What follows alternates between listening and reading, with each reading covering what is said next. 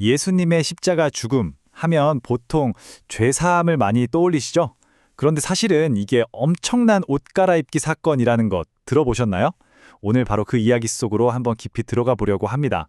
어떻게 보면요, 우리의 신앙 여정 전체가 딱 두 가지 옷 사이에서 몰입과 선택하는 거라고 할 수 있어요. 하나는 내가 어떻게든 만들어 입으려는 옷, 그리고 다른 하나는 하나님이 선물로 그냥 주시는 옷. 바로 이 두 가지입니다. 자, 그럼 먼저 그 첫 번째 옷부터 한번 살펴볼게요. 인류가 스스로 선택해서 입었던 최초의 옷, 바로 무화과 잎 옷입니다. 이게 대체 무슨 의미를 담고 있을까요? 이 질문은 사실 우리 모두에게 해당되는 거예요. 왜 우리가 아무리 애를 써도 좀 더 나은 사람이 되려고 발버둥 쳐도 뭔가 근본적으로는 해결되지 않는 걸까요? 그 한계에 대한 이야기이기도 합니다. 이야기는 창세기로 거슬러 올라가죠. 선악과를 먹고 나서 아담과 하와가 제일 먼저 한 행동이 뭐였을까요? 바로 무화과 나무 잎을 엮어서 자기 몸을 가린 거였어요. 이게 뭐냐면요, 죄 때문에 생긴 그 부끄러움을 어떻게든 자기 힘으로 가려보려고 했던 인류 최초의 시도였던 셈입니다. 성경에서는요, 이렇게 내가 내 힘으로 괜찮은 사람인 걸 증명해 보일게 하는 시도를 자기의라고 불러요. 생각해보면 우리도 그렇잖아요. 더 능력 있어 보이려고, 더 착한 사람처럼 보이려고 애쓰는 그런 모든 노력들이 어쩌면 현대판 무화과 잎옷일지도 모르겠습니다. 그런데 문제가 뭐냐면 이 옷에는 치명적인 결함이 있다는 거예요. 우리가 만든 옷은 너무나 엉성하죠. 잠깐은 가릴 수 있을지 몰라도 그 밑에 있는 근본적인 두려움이나 죄책감 같은 건 전혀 해결해지지 못해요.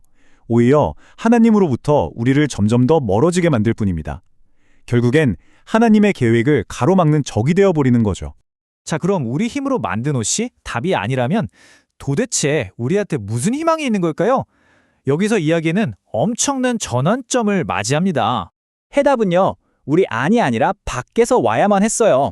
바로 하나님의 직접적인 개입이죠. 우리 힘으로는 도저히 건널 수 없는 그 깊은 틈을 예수님의 십자가가 다리가 되어서 연결해 주신 겁니다. 십자가 사건의 진짜 핵심은요, 바로 이 위대한 교환에 있어요. 이건 그냥 내가 죄를 용서받았구나 해서 끝나는 게 아닙니다. 내가 만든 그 낡고 초라한 무화과 잎 옷을 완전히 벗어버리고 하나님이 준비해 두신 완벽한 새 옷, 바로 그리스도라는 옷을 입게 되는 사건인 거죠. 여기서 그와 함께 장사되었다는 말이 정말 중요해요. 이게 무슨 뜻이냐면 옛날 옷을 입고 있던 옛날의 나는 십자가에서 완전히 죽고 장사 지냈다는 거예요. 그리고 그리스도께서 부활하실 때 완전히 새로운 옷을 입은 새로운 나로 다시 태어났다는 의미입니다. 엄청난 선언이죠. 자, 그럼 이제 이 새로운 옷에 대해 좀 더 깊이 들어가 볼게요. 그리스도로 옷 입는다. 이게 도대체 구체적으로 뭘 의미하는 걸까요? 이건요, 그냥 내가 좀 더 착한 일을 하겠다, 뭐 그런 차원의 이야기가 아니에요. 핵심은 정체성의 완전한 변화입니다. 내 삶의 주인이 바뀌는 거예요. 비유하자면 내 인생이라는 컴퓨터의 운영체제 OS가 나라는 프로그램에서 그리스도라는 프로그램으로 완전히 바뀌는 것과 같아요. 이제는 내 생각이나 내 의지가 아니라 내 안에 계신 그분의 생명력으로 움직이는 거죠. 근데 그리스도의 생명으로 산다는 게 좀 막 막연하게 들릴 수도 있잖아요. 그쵸? 그래서 구체적으로 어떻게 사는 건데? 하는 질문이 나올 수밖에 없어요. 이 새로운 삶이 우리 실제 생활에서는 어떤 모습으로 나타날까요? 바로 그 완벽한 모델이 예수님의 삶 자체에 있습니다. 예수님은 이 땅에서 단 한 번도 자기 생각대로, 자기 뜻대로 사신 적이 없어요. 여기 보시는 것처럼 모든 말과 행동이 자기 안에 계신 아버지로부터 나왔습니다.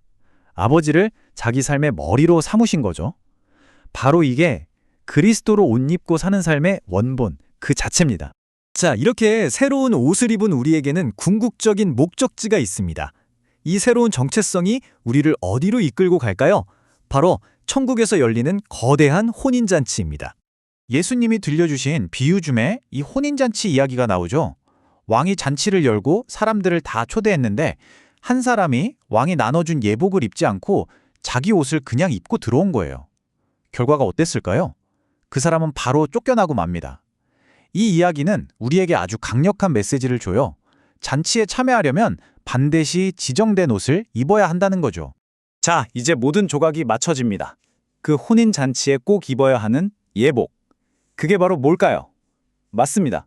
바로 그리스도라는 옷이에요. 이건 우리가 시장에서 사거나 내 노력으로 만들 수 있는 그런 옷이 전혀 아닙니다. 오직 하나님이 선물로 주시는 새로운 정체성. 바로 그것 자체인 거죠.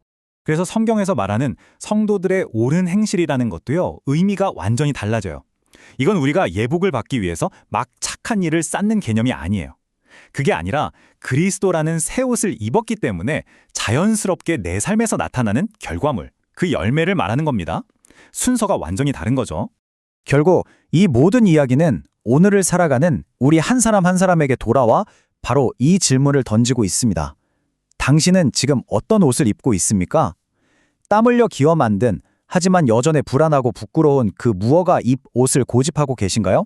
아니면 하나님께서 거저 주시는 완전한 옷, 그리스도를 입고 새로운 삶을 살고 계신가요?